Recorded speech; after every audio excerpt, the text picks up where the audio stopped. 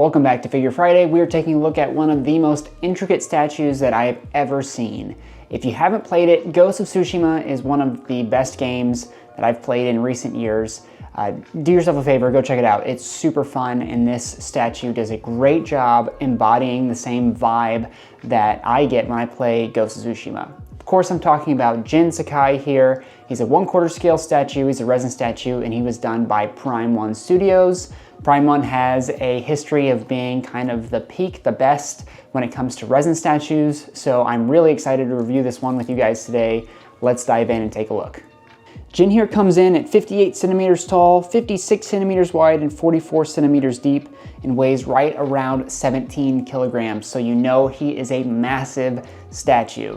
Make sure that if you have a statue this big, that you have a solid foundation for them to sit on, something like these shelves behind me or a garage shelf.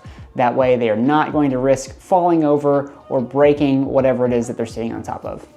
Now, this is the deluxe version of the statue, so he does come with a swap out head and an additional arm holding his ghost mask. We'll take a look at that later, as well as the Sakai clan emblem that you guys see right here. Now, at the time, I pre-ordered this figure directly from the Prime 1 website, and he retailed for right around $1,200. If you're looking to get the statue now, you're gonna have to go aftermarket, such as Facebook or eBay, and you're gonna pay anywhere from $1,500 to $2,000, depending on where you're getting it from. All right, let's go ahead and take a look at the pose for this statue. Now, Jin is standing with his sword out, kind of over a hilltop, looking out on the horizon, checking out everything that's going on here. There's a lot of movement in this statue. Prime 1 did a really good job of taking the visual beauty that is the game of Ghost of Tsushima and putting it in the statue. All the leaves are blowing, which is creating this like floating effect around him, which is really neat. And then you've got all the little small details from the game, such as the fox in front. You actually have the fox shrine behind him, the little yellow bird sitting on the lantern. All these different parts and pieces from the game are represented in this statue and kind of help complement Jin as he's standing on this hilltop. Now, as per usual, Prime 1 nailed it on the sculpt. If we take a look at the base first, you've got hundreds and hundreds of leaves flowing all over this thing. You have a rocky cliffside base that Jin is standing on top of, and those leaves are scattered everywhere. They're individually sculpted, overlapping each other in piles, and then creating a floating visual effect by stacking and flying and attaching all the way around him to make it look like the wind is actually blowing. Then at his feet, you have a cute little fox, super detailed, way more detailed than you think it would need to be, but it looks very realistic. Behind Jin, you've got the fox shrine and the shrine on the cliffside with the rope, and as well as the lantern and that tiny little bird that he's standing next to. All of these environmental pieces really help complement Jin himself without actually detracting from him in the statue, which is really hard to do, especially because those are very bright pieces of the statue and Jin himself is kind of muted, but I think it really helps accentuate and bring focus to him, which is what you want. Moving on to Jin himself, there are so many different textures to look at. Each piece of fabric has its own different feel and look to it. The armor has wear and tear, it's clearly battle worn.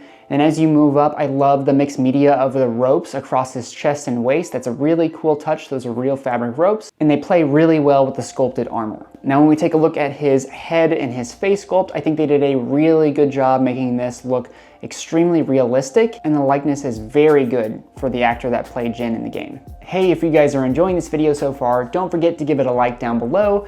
It helps out the channel way more than you may think, and it just takes a second. All right, now let's take a look at the paint on this statue.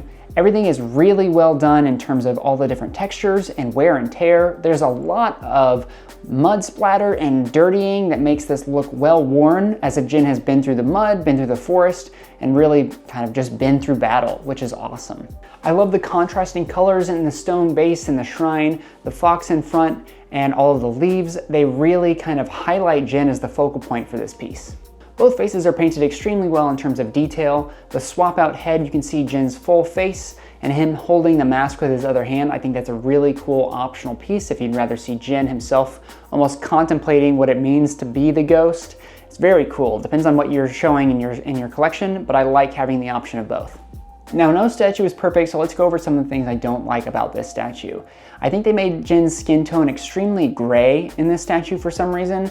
If they would have brought that more to a flesh tone color, I think would have brought more like life into the statue.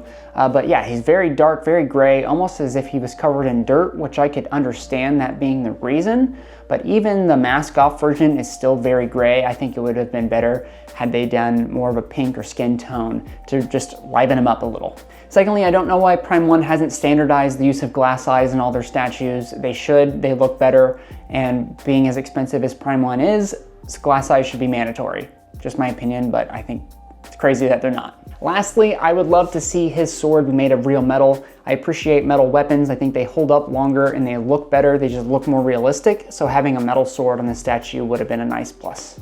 All right, now for my wish list on this one, I actually don't have anything I would like to add. I feel like if I added anything to the statue, it would be too much and it would end up going backwards in terms of how cool it is. Fix the things I said on the dislikes, and I think that would make this statue 100% perfect. Yeah, I don't really have any additions that I would like to add or see with this one here. All right, that is enough for me. I know why you're really here. Let's take a look at the money shot for Prime 1 Studios' Jin Sakai.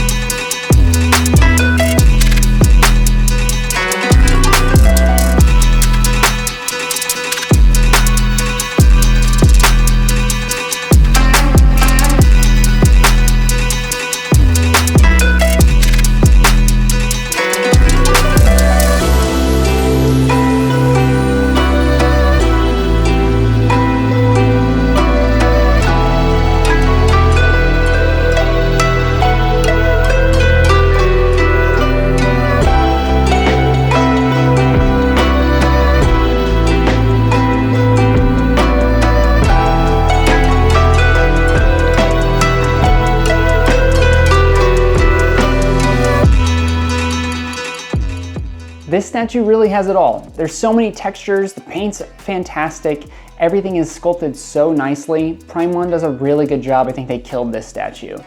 Let me know what you guys think. Does it match up to your expectations? I think it kind of ruins other statues for me because this one's so nice. You get other statues from other companies and it just doesn't like live up to the same level of detail.